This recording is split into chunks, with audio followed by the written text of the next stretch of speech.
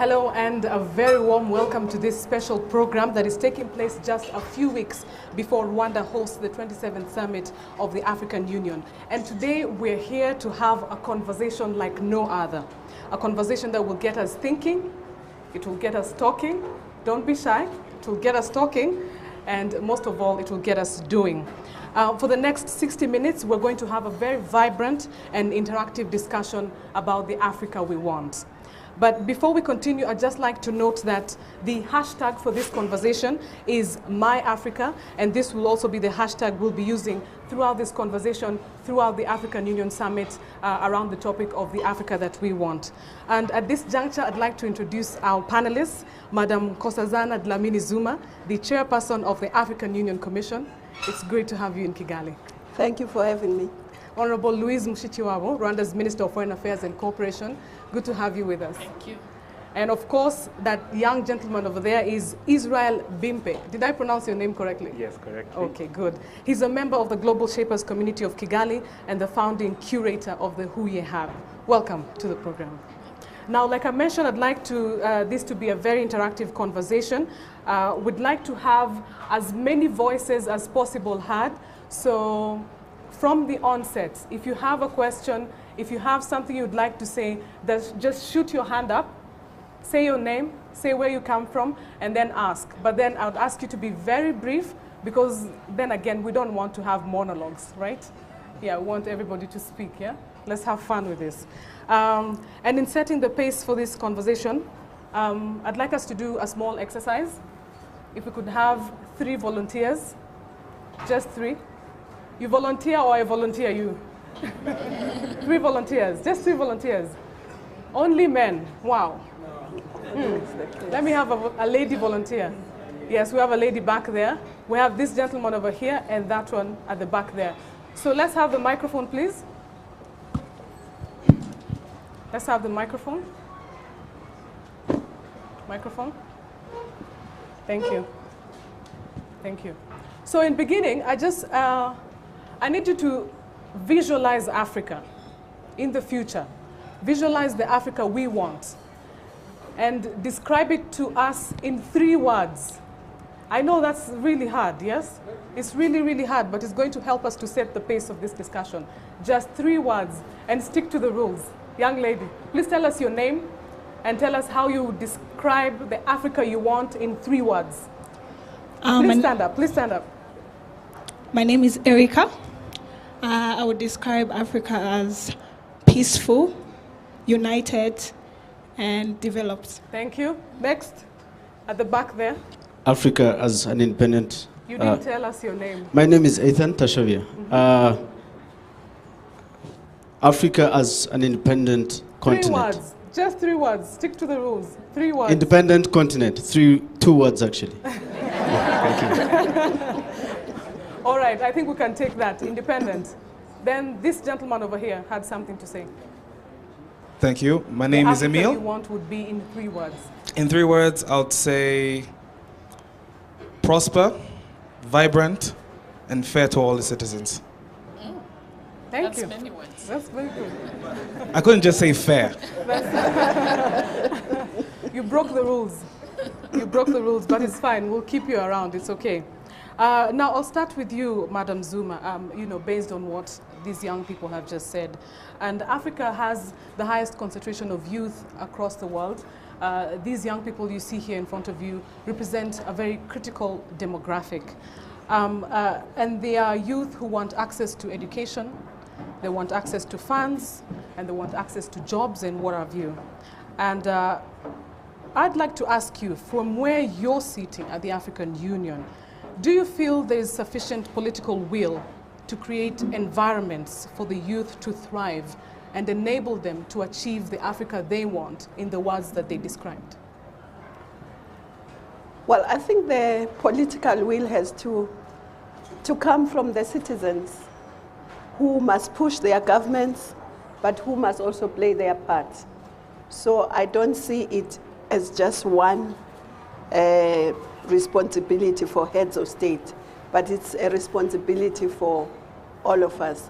I think the political will is there, but we need more than political will. We need determination and commitment to doing what needs to be done.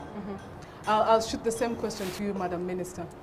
Yes, thank you. I think, first of all, when we talk about leaders and leadership, a bit as the chairperson just said, we are all leaders in our own environments and in what we do. Africa has everything Africa needs to move forward in many different ways. But for young people especially, I believe that we should not be stuck on what's not working in Africa. Otherwise we get discouraged. Part of it is history, part of it is our own predicament, part of it is leadership. So I think when we look at the future from where we sit today, we have tools, we have the world open to us, we have each other, the interconnection amongst young people. Israel here was telling me he's a student in pharmacy at the National University of Rwanda, and he leads the global international network of student pharmacists. It's amazing. So we should be taking our continent where we want it to be, even with all the roadblocks and the difficulties. I think where we sit today is a much better place than the liberators of the continent did a few decades back. And Israel, I'd like you to join this conversation you heard from your peers here in their own 3 words. I'll ask you to start with your own 3 words and then just join this conversation. Madam Zuma talked about political will has to come from our communities, from people like you.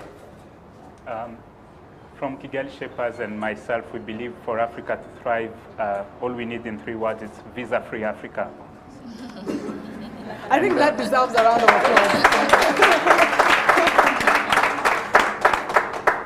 Because I believe that if opportunities, we won't be able to tap into all opportunities if we don't have this government, if we open our borders, you know. And ungoverned mobility is one foundation to help us thrive as much as we can.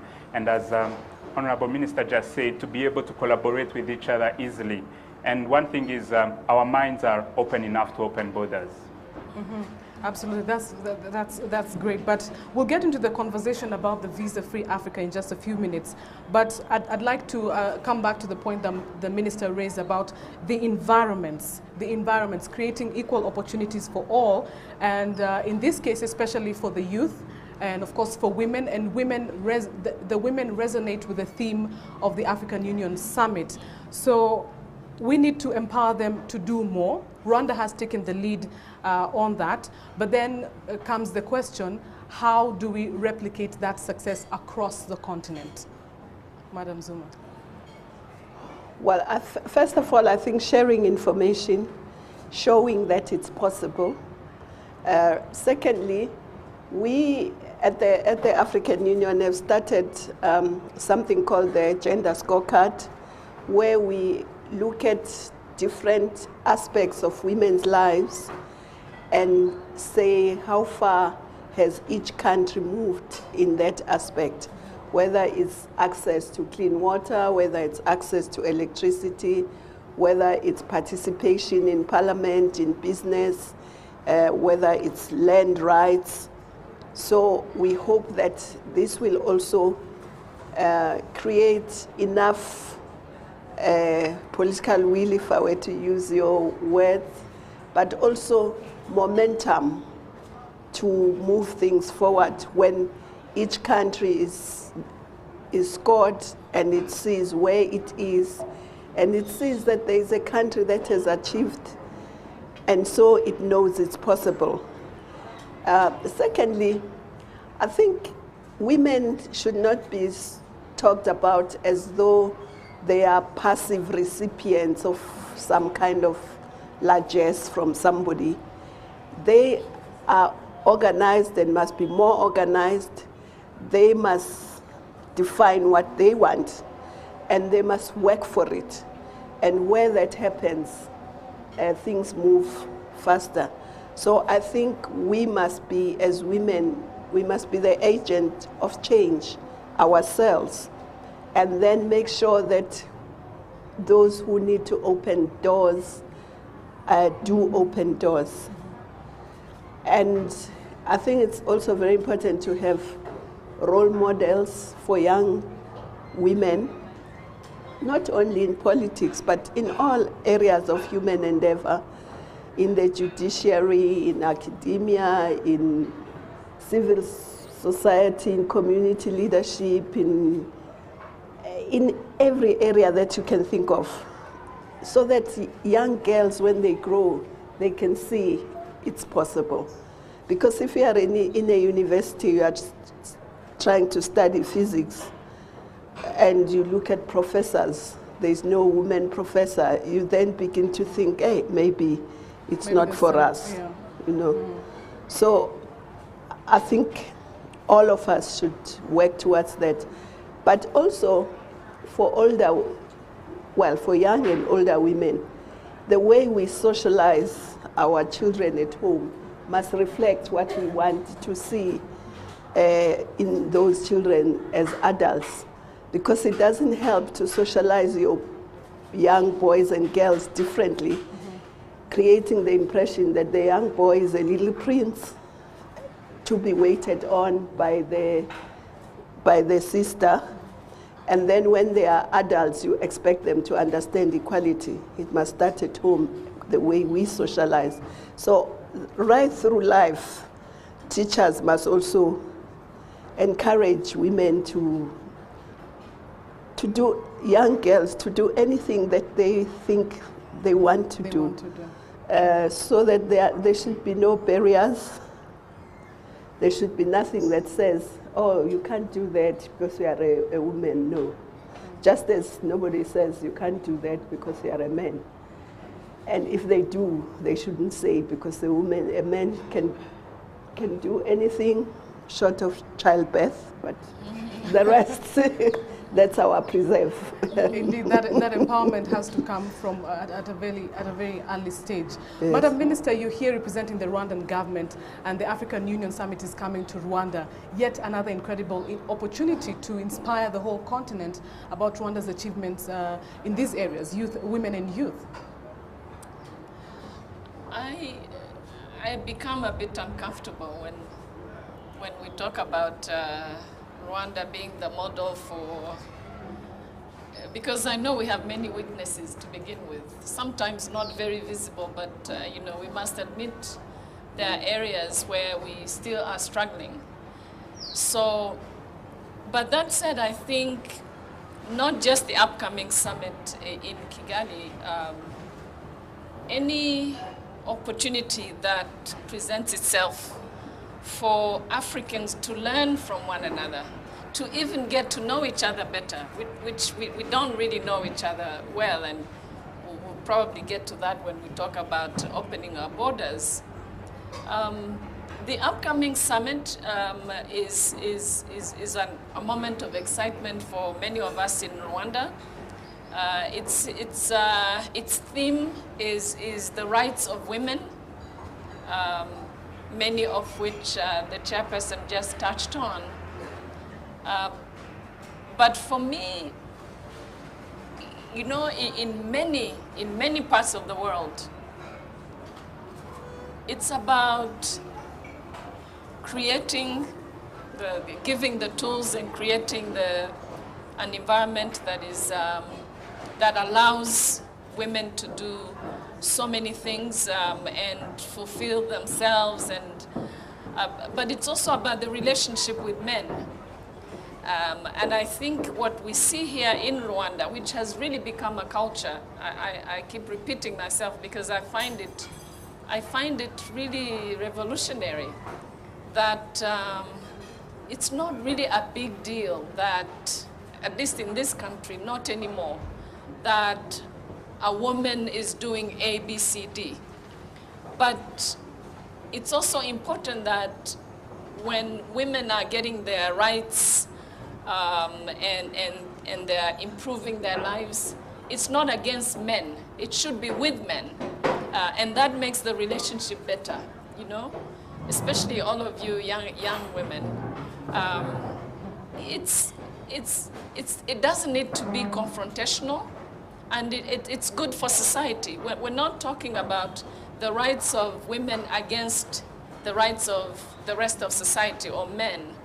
It's about providing that environment which has not always existed in our societies, but alongside men, so that relationship between men and women that recognizes that there were mistakes made in our past and in our history, and now we all belong, and we share the same country, we face the same challenges nationally and globally.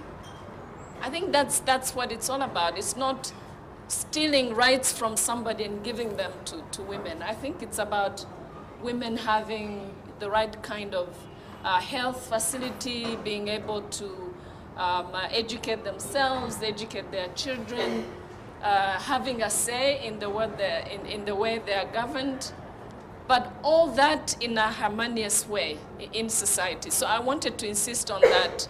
What we women want is not our rights against men, it's our rights alongside men. Mm-hmm. Madam Zuma, would you like to respond to that?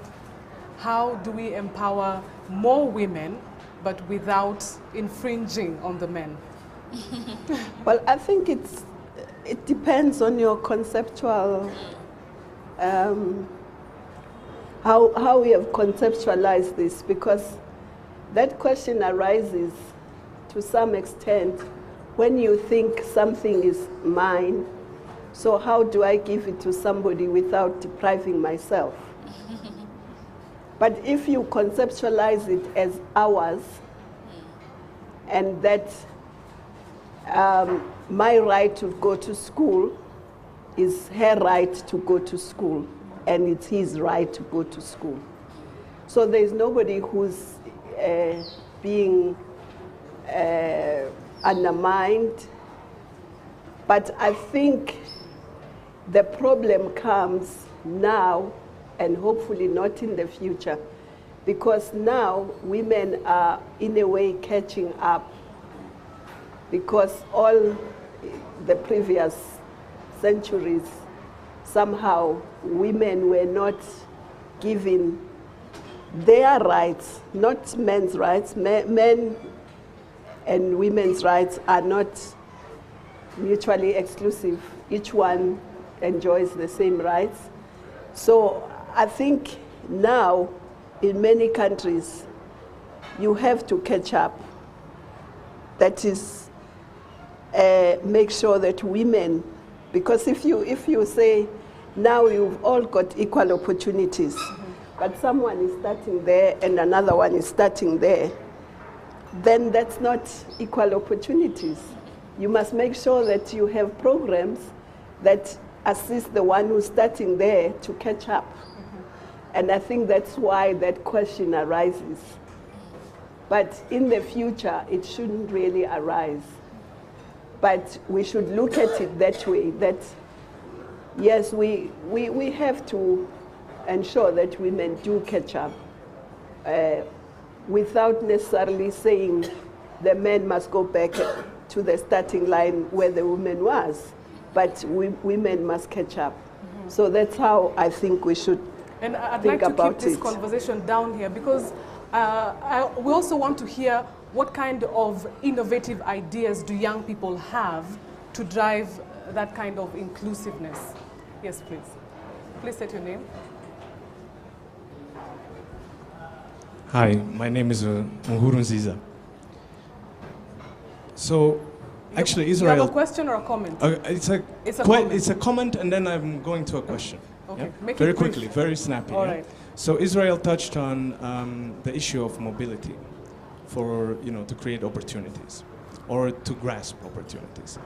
Now, how can we look at, for instance, the issue of social mobility? Social mobility in order to increase our opportunities. For instance, we have great technical schools in Rwanda, in Africa, where students can master the art of carpentry, for instance. However, the world is rapidly changing and carpentry might become obsolete. We are looking at additive manufacturing and we're looking at 3D printing. And we can print a whole set of furniture. So how do we ensure that this social mobility is raised to a level where we can compete with the rest of the world and make sure that everyone can use their education to obtain a job, to sustain a life and a family? Madam Minister, would you like to respond to that? Yes, it's a very good question, but it's also the question that even countries have to answer. It's a competitive world, and the more innovative, advance faster, and make money faster. So I think it's a question of adjusting on one hand and specializing, creating your own unique product. It's the same question one would ask when you look at, for example, our country, Rwanda, 26,000 square kilometers next to massive countries that have had for decades all kinds of industries, manufacturing, tourism, you name it. So for us as a country to compete, we must do things differently, or we must create our own niche or provide an environment that is better to do business than, for example, our neighbors. So I would not worry too much about carpentry running out of fashion and therefore impeding social mobility. I would perhaps figure out how to do specialized carpentry. Just as Rwanda has grown coffee for years, but we've decided as a strategy to go for what they call specialty coffee, gourmet coffee, as opposed to, it's the same coffee we've been growing, but because the world is going into a different mood for coffee, then you need to upgrade and catch up. So really for me, it's a question of, there is no impediment to social mobility, except nothing is going to be brought to you on a platter. You have to look around and figure out where value addition is for you and develop that competitive edge. So, and here I think the role of, there is a role for governments to play also, which is to allow all these other opportunities, first of all, to be known and support in many different ways so that individuals or companies can sort of move and so I would not worry too much about it, except I would want to have as much in terms of facilitation as possible. But otherwise, people are moving way up, others are still slow, and so it's a question of getting your competitive edge and specializing and doing things differently from others. There was another gentleman at the front here who had something to say. Yes? Please pass the microphone. Thank you. Thank you very much. My name is Gatete. And I wanted to come back to the question of earlier of what we can do to ensure that women are as competitive as men without impeding on the rights of men. And my comment was, when we say that women are catching up and when a woman has gone to school, it's an achievement. But for a man, it is not an achievement, it's a normal thing to happen. What makes anyone in society think like that? So my question, and it's probably also the same question as to what Murunziza was asking. It's about what are we doing about the gatekeepers of this oppression? What are we doing about history? What are we doing about religion? What are we doing about culture? What are we doing about mentality? All things that subtly tell people that this is how the world is supposed to be. As far as women are concerned, and gender equality is concerned, it's about what you read in the Bible will tell you that the man is superior to the woman. So the woman will still catch up because society is shaped in a way that women are supposed to be inferior. Therefore, when they make it even, it's an achievement. And which is why I was asking what kind of innovative ideas can we have to start questioning these monuments of oppression, which are history, religion, culture. That's where the oppression is embedded. That's where it is. If we want to ensure that the industry in our country thrives, we want to start questioning people who believe that consuming local products are supposed to be inferior to international products. It's all about mental thinking. No one will impose to you. If you believe that your products are supposed to be given priority, then your products are going to be sold because you don't think that the best products come from somewhere else. Same thing with, you don't think that women are inherently inferior to men. These things are engraved into the Bible, into the culture, into the history, into the mentality. All right, thank you. Thank you so much for that. And I think most of what you say helps us or leads us into the next part of this discussion about the visa-free Africa. And during the World Economic Forum, any Kigali Global Shaper who is here might correct me if I'm wrong, but I understand that's when the Visa-Free Africa petition was launched. And already Rwanda issues visa on arrival for all African nationals. But I'd like to hear from you, Israel. Why did you feel the need to launch this petition? Well, during the World Economic Forum, we had 50 shepherds coming from all over Africa who came here to Rwanda. And in our discussions, we tried to think about how can we collaborate? Why don't we meet often? Why is it hard for us to work together? We have different ideas, we have, approached differently. And social media also is something which has put us together in a better way, where we are now more open to collaborate with each other. We are now more open to talk to each other, but it's closed. And looking at what East Africa has done by opening borders where we can cross with ID cards, we have seen a huge growth of movements across borders, where students go for exchange programs, where young professionals go for learning fellowships 1 week, 2 weeks, because it's easier to travel. It's easier, there's no roadblock, you will not take a lot of time. So we said, for us to be able to collaborate more, for us to be able to achieve what the continent wants to achieve, and it's a belief that we share that the Agenda 2063 of the African Union can come even closer if we are able to have these platforms more developed, if we are able to have this continent more open for each other and opportunities shared among each other, knowledge shared and everything. So that's what is the backbone of our idea. Sorry to cut you short, but I'm sure Alice would like to hear your take on this. I'm in these discussions a lot about, peacekeepers and troops and, conflict resolution and so forth, just as part of my job. But again, about mindset.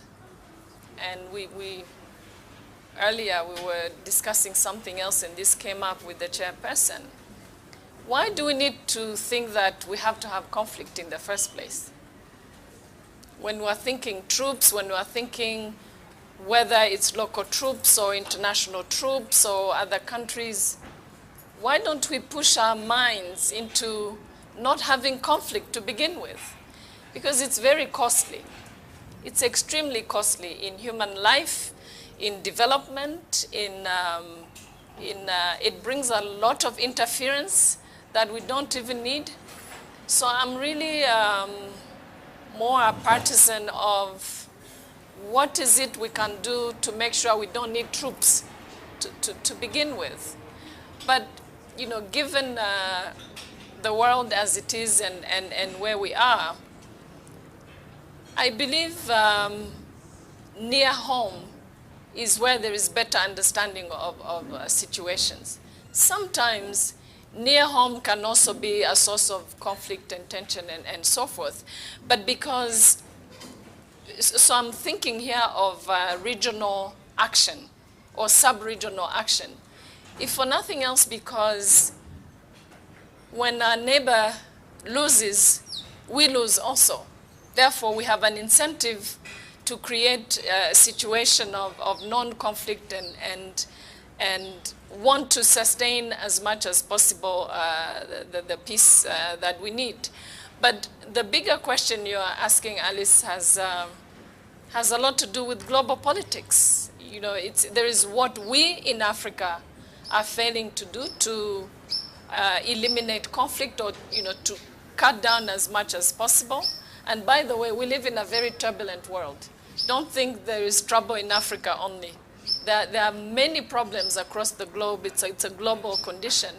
But we care more about ourselves and our continent and our people. It's politics. Really, to be very honest, the chairperson talked about the mentality of running to somebody else far away from us to come and help. And, you know, we've created together this United Nations that is supposed to serve all of us. But the reality is that there are some big fish in the United Nations. And most of the time, they set the tone and they look for their interests first. So the reason I think it's important to try and move away from conflict. We can disagree, but we need to get to violence and war, and I don't think we need to go there. So we need to downgrade our thinking from how we conduct and how we manage the business of conflict and troops and which troops and, you know, international and regional and so forth, to what is it we can do to avoid getting in conflict in the first place. And if, you know, against our will and our efforts, we find ourselves in a situation of conflict, what are the tools and the forces around us that can help us? Part of it is the thinking that is not rightly calibrated, and part of it is budget, it's financial, but you know, we can't live in an ideal world. We can only figure out the best way to deal with situations that we create. But really, for me, if we can discuss prevention and not just have, as we have seen, all kinds of warning systems and, you know, measurements of where we are going in terms of peace and security, and let them sleep and go to conflict, then things become really complicated, and we start looking for who should come and help us, or, you know, should it be international troops, should it be regional, and so forth, because it's complicated enough. Conflict is complicated enough. When the more we bring in actors, especially from far away, the more complicated it gets. So for me, let's try and cut down conflict. It's the best thing. I hope that was a satisfactory response for you, Alice. Yeah, good. We had people with so many more questions and comments, please.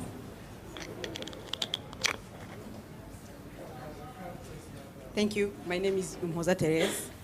I am a researcher in animal health and human health. So when we started, we were talking about how we visualize Africa. I'm going to give you my view. I think about health people, educated and zero conflict, but the third one, I imagine is not possible, zero conflict now. I'm leaving it behind. But now, I want to talk about the challenges. One of my colleagues was talking about scientists, what they are facing, and why we don't see more researchers or scientists like in big position. And so what I think is that we are facing a big challenge of, like, there is a conflict between science and politics. So it is very difficult to convince politicians about what we want to do and where we want to be. So to get a support, I think we need to sit and figure out how the idea of scientists get to have a really value before you make any decision. Because I had, for example, my case, my experience.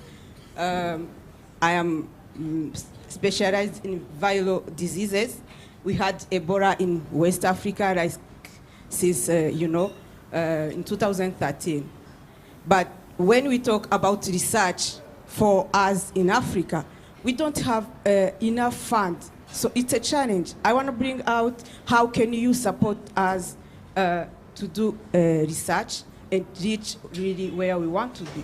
Thank you so much. Do you believe there's a conflict between politics and science? Madam Zuma. Well, personally, I don't believe there is a conflict between politics and science. But I think what is important is that it's true what she's saying, that we, in most of our governments, we have not realized the value of science and research. And the AU, some years back, even before my time, had taken a decision that governments must at least give just 1% of their GDP. Was it 1%, I think, of their GDP to science and technology? Not many countries have even done that.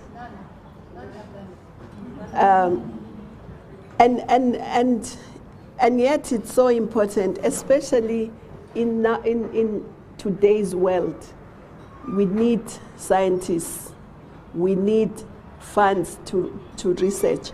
We have even tried to encourage that at the AU. Every year in January, we have a competition of scientists in Africa, and two are selected who have done good research that addresses African issues, and they are given a prize, not a lot, I think it's $1,000. But it's also a way of just encouraging, because from where we sit, we understand the value of science and research.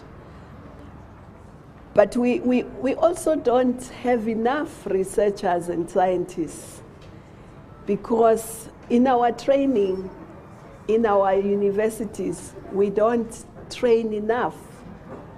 Many countries are lagging behind because they are not producing enough they don't have enough in the pipeline of kids that are studying science and technology. I think there's only one country that has started doing 70-30. Most of our countries are still very far from that. I'm not saying social scientists are not needed, they are, but not in the proportion we are producing them. We need more scientists, so we need more STEM. So both sides must work. We must produce scientists, we must fund science. And we really need to encourage our governments to do that. And we, from the AU, are trying, but it's not enough. We meet them only twice a year. We live with them. Let's have more questions on that side. I'll come back to you later. Yes, please. First, I wanted to comment on the question of, women in politics, ministers, AU leaders, parliament. I think the narrative is not just that. At least we know in this country that, and I think perhaps the reason we hear more about 64% in Rwanda's parliament is women and half the cabinet and so forth, is because of the history and so forth. But it's not true that the narrative of women is driven by the women in the political circles. For me, what I find most amazing in this country is the women across our villages. Whenever I get the opportunity to really get to see what they're doing with their lives, the kinds of energy that they have, and the very, very difficult life they're dealing with, but with a lot of dynamism. Women, young and old, in our villages are really, for me, they're the real heroes, because I have so much more than they have, and they're still very energized about their lives. They're taking care of society. They're taking care of their homes, their kids. they are farming or they are doing other things with much less than what we have. And I think that's a story that is very well known across Africa, particularly in this country. I know that is a fact. So perhaps we need to drop the narrative of women in politics and you know, just turn our eyes. You know, I see some media people here. Turn our eyes to the average women in our countries that are doing fantastic things, incredible sacrifices.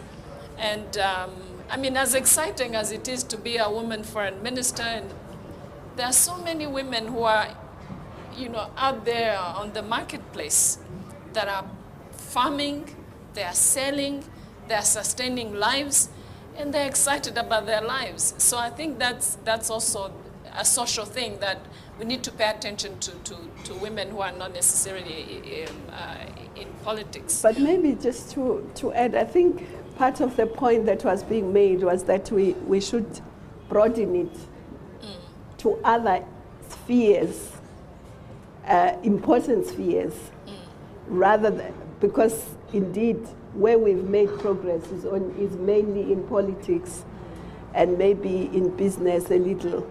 But in all the other areas, we have not. So I think it's, yes, I think it's important. Air Rwanda, how many, are you having 50-50 pilots? SAA, are we having 50-50 pilots? No. It's still a men's domain, there may be a few. So I think that's the point they were making, that we must be looking at much broader. Absolutely. And not only just the politics, though the politics is easier to achieve as well, because it's not as difficult as training and so on. So, but we take the point that it's important to open up all the areas. I'm afraid. I'm afraid I cannot take any more questions from the audience. I'm told we've run out of time. But I'd just like to ask one final question, which will be their parting shot as we wind up this discussion. We've talked so much about the youth empowerment, you know, driving growth towards the Africa we want. But there's a lady there who raised the question of leadership. And it's these young people that need to be shaped into becoming the leaders of tomorrow. So as a parting shot, I just need to hear your comments about how do we get that? How do we shape those leaders who will be at the forefront in future? I'll start with you, Israel.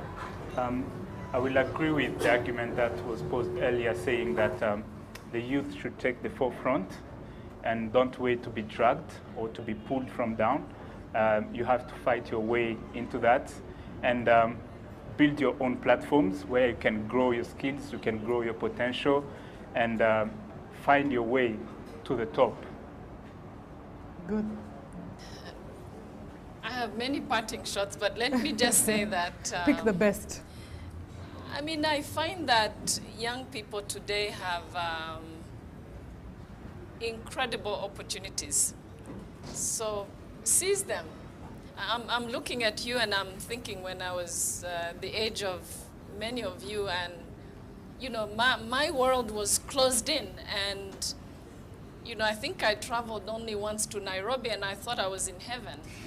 You know, when I was in high school, and you look at everything that is reachable. Doesn't mean that you will reach everything, but I really think when we talk about opportunities, it's not a cliche. It's taking advantage of things big and small around young people. And of course, that is with the understanding from us on the political side that we need to continue to make it easy and even easier for you. But, you know, the world is open for you. Thank you so much, Madam Chairperson. Well, I think for the young people, they belong to now, but they will inherit the future.